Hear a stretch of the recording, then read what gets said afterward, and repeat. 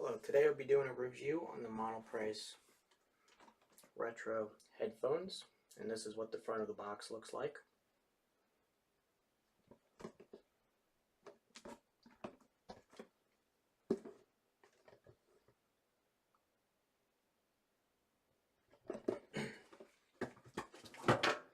Inside of the box you get a cardboard piece where the headphones will be sitting in.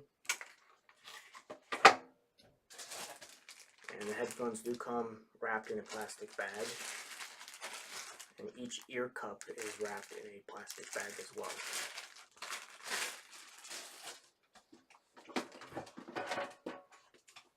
And then here are the headphones. Now the first thing I want to mention is the cable. It is a rubberized cable that's about 10 or 12 feet long, and as you can see it does get tangled. They do include a screw-on adapter, as you can see. So if you have an amp that has 1/4 inch, or if you have an amp that's 3.5 millimeter. Now, I watched a few YouTube videos, and other people seem to have the same issue as mine, so it's not just my pair. And there's a few reviews on Monoprice's website that also mention it. Now, this cable here is loose, as you can see. So we're going to start with build quality. As you can see, this is not good. It's actually really bad. And when you have the headphones on your head, and if this cable wiggles, you're going to get a plastic sound that gets transmitted into the left ear cup. And so whenever I'm moving around, also, I can also hear this. Also, I can still hear some plasticness on the right as well. So let's go ahead and get into the build quality. So this is hard plastic. This is also plastic. It's a bit hollow. This here is plastic. This here is plastic, and then you get a rubberized cable up here. And then it does come with a leather head strap, and there is strings here. And this could also be another fail point. So not only is the cable possibly a fail point if this gets tugged, this can possibly loosen up over time or snap. And then the pads are also leather. Now, of course, this headphone goes for about $25 to $30 new on Monoprice. And of course, this is not going to be real leather, and this ain't going to be real leather. And these pads are removable, and I did try Shure 1540 pads on here, and also the Fostech Deconi protein leathers, and they do fit on here. Now, most people buy the Brainwaves XLs to go on here. I do not have those to test these headphones.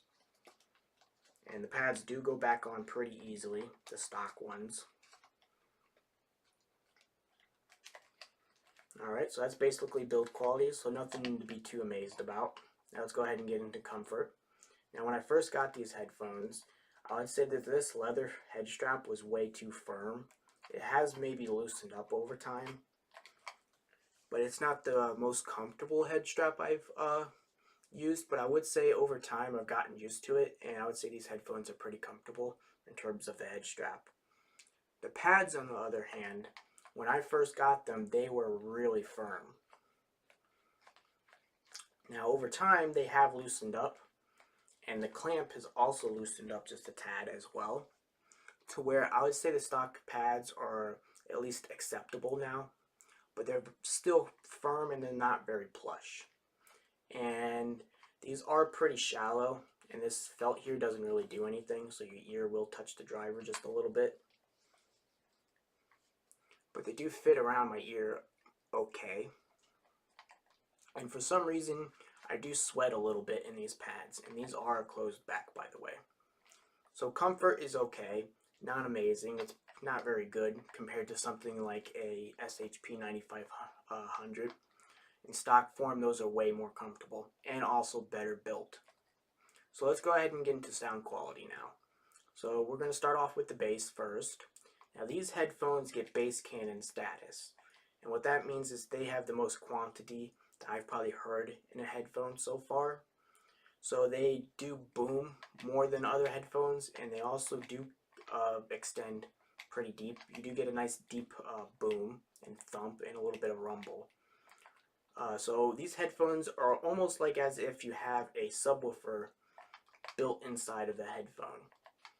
So it does have a lot of bass. And the good news is that the quality of the bass is actually rather good. It is very well controlled and punchy, and it doesn't really sound muddy compared to the rest of the headphone all that much, but it is a bit warm, I will say. So let's go ahead and get into soundstage next. Now, these headphones have one of the widest soundstage I have also heard in a headphone. Now here's the problem though. Now these headphones are kind of unique because they kind of have a virtual surround sound to them. So they don't sound normal. What that means is when I'm listening to music, it doesn't quite sound right. It has kind of like an echoey reverb sound to it. So like with things with vocals, it doesn't work very well. It can work for some like video game soundtracks or movie soundtracks, but overall it's not that great. Now I will say that the soundstage and that virtual surround sound is very good for gaming. So this has a very immersive sound to it for gaming. Now these are not a very good competitive gaming headset because the imaging is not that great and the sound isolation is okay. So overall, that's about it for that. So we're going to get into the vocals, which that's why I wanted to explain soundstage first. These are kind of a V-shaped headphone, so the vocals are a bit recessed, and they also sound, because of that virtual surround sound, they also have like an echoey hollowness to them, like somebody's singing in a hallway. That's probably the best way I can describe it. So it has a very laid back vocals that have like a hallway type sound to it. It's not very good. And then there is some sibilance in the S and the T sounds, and they are a little bit muffled as well, the vocals, and there is some harshness as well. So overall the vocals are not very good. So I would definitely not recommend these headphones for vocals. And then let's get into treble. Now, like I said, these are kind of a V-shaped headphone, and the treble can extend to a point to where it starts to get bright and sharp at certain points. But here's the problem, is that I found only 3 comments on the Monoprice websites in the review section that actually describe the treble how I would describe it. The treble sounds very shrill sounding, and at times certain frequencies could get even worse to where it comes across screechy and a bit distorted, like the driver is just not capable of doing it. So these have a very shrill sounding treble, and it's a bit artificial as well, with like a like an echoey type sound to it, kind of an echo hollow treble as well. So it's not the most natural. And also the detail, there is a lot of loss of detail on these headphones overall. These do not have the best resolution. They're not very great. And they're a bit like grainy, you know, and they just have like not the most revealing headphones. Like if you're trying to listen to certain treble frequencies and you want something that's very revealing, this is not going to be that type of headphone, because certain frequencies can actually sound kind of dark, even though it's kind of a sharp and shrill sound. So that's basically everything I want to talk about the headphones. So I do not recommend these headphones in stock form. I like the bass, but for music I can't listen to it because the treble, just like it's terrible, and the vocals are also terrible as well. If I'm going from like my Sennheiser 5.8X's and then I go to these just don't sound right at all. They're not good. They do have a lot of bass though, which I do like. But here's the problem, is the Cost KSC 75s in stock form, no mods or anything, those are a much better sounding headphone than these. Now here's the problem with the Cost, is they have also their flaws. So for example, they're very bass light, and then the treble on those can get a bit sharp, but it only takes a few hours before that actually becomes a problem. But overall, the quality of that headphone is much better. It's better vocals, better treble. Yeah, the bass is a bit light, but overall it's just a better sounding headphone. And if you mod the Cost headphones, and you also put a bass boost on, you can get bass close to this. I would still say that this has more bass. And I do want to mention that since the clamp has loosened up a little bit, if I push these in just a tad, you do get a little more bass.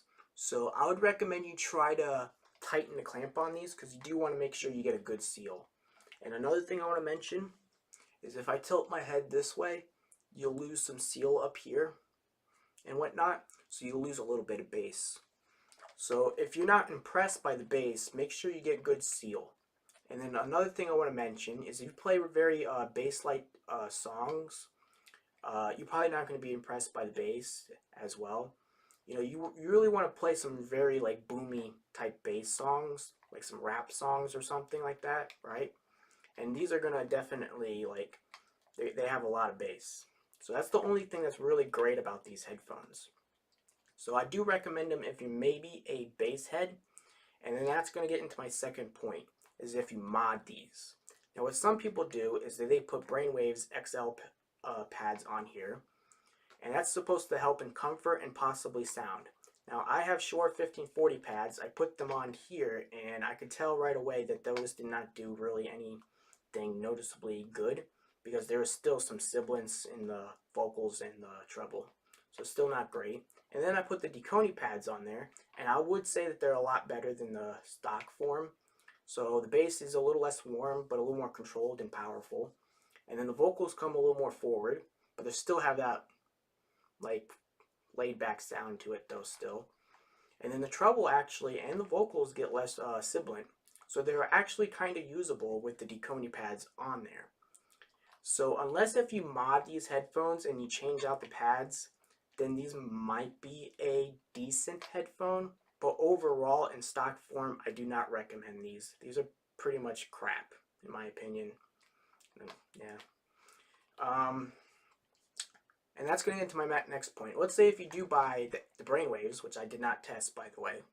Those are like 25 bucks, and this headphone's about 25 bucks. That's $50. If you want something a little more better for music or gaming, I would still take the SHP 9500s.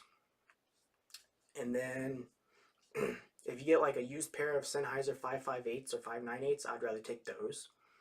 And even when I put the Deconi pads on here, other than that immersive sound and the bass, I still prefer the Koss headphones.